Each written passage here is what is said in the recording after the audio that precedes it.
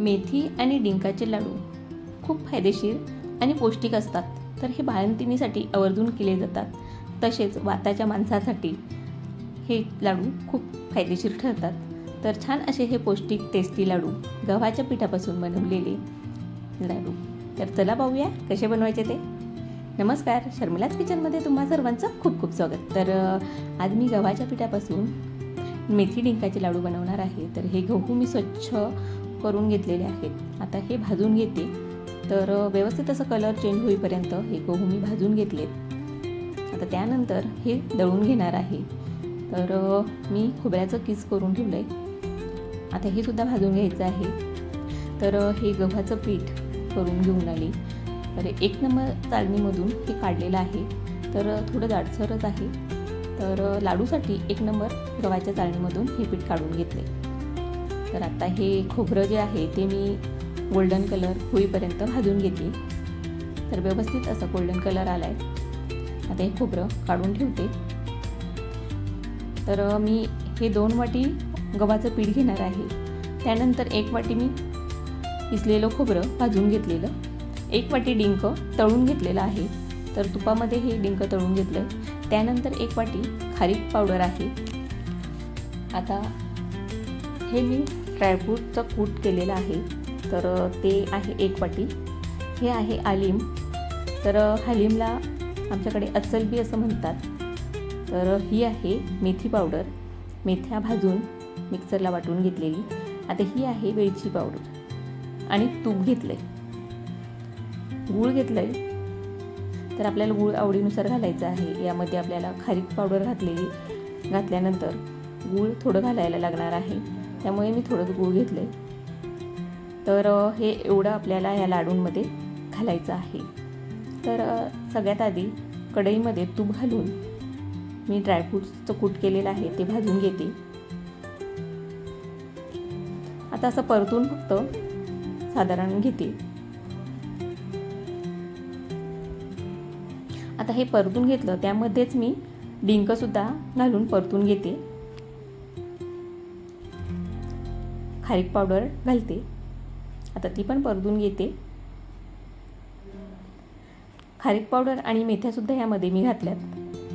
तर मेथी मी 1 वाटी घेतलेली होती, त्यामधल्या पाव वाटी ह्यामध्ये मेथ्या घातल्यात. आता हे सगळं काढून आता पुन्हा कढईमध्ये तूप घालून गव्हाचं पीठ भाजून घेणार आहे. तर आता हे गव्हाचं पीठ 1 वाटी घातलं आहे. तर 2 वाटी मी घेणार आहे. तर म्हणून अजून 1 वाटी यामध्ये मी घालून भाजून घेते. तर व्यवस्थित असं भाजून घेतलं की छान असे लाडू होतात. तरीसुद्धा मी गहू हे भाजून घेतलेले होते, म्हणून हे साधारण असं भाजून घेतलं. आता हे भाजलेलं पीठसुद्धा ह्यामध्ये घालून घेते.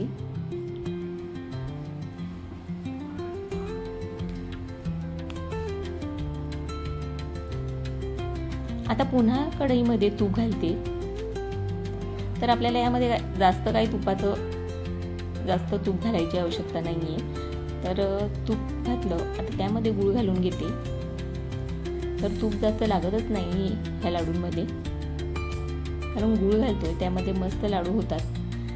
आता मी हे अस्सल बी म्हणजे हलीम आधी घालायला पाहिजे होतं, पण ते विसरले आणि त्यानंतर मी आता गूळ बाजूला केलं आहे. आता हे घातलं. तर हे सुद्धा तुम्ही आवडीनुसार कमी जास्त करू शकता. असं तडतडलं की ते फुलून येतं. तर आता हे गूळ वितलेपर्यंत आपल्याला हे जास्त पाक होऊन द्यायचा नाही ह्याचा गुळाचा. तर आता हे पूर्ण असं मिक्स करून द्यायचं.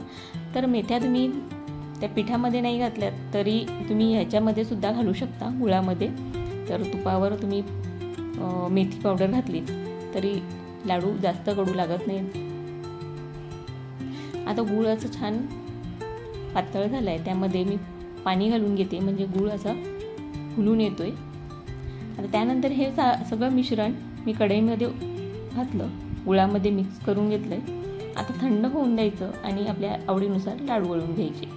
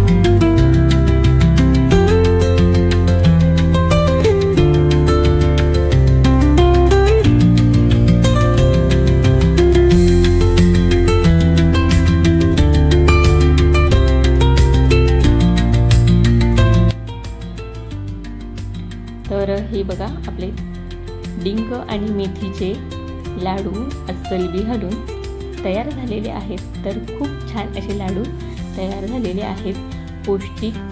तर कशी वाटली तुम्हाला आजची ही रेसिपी? तुम्हाला आवडली असेल तर चॅनलला लाईक करा, सबस्क्राईब करा आणि जास्तीत जास्त शेअर करा. तर पुन्हा भेटूया अशाच एका नवीन रेसिपी बरोबर. तोपर्यंत धन्यवाद.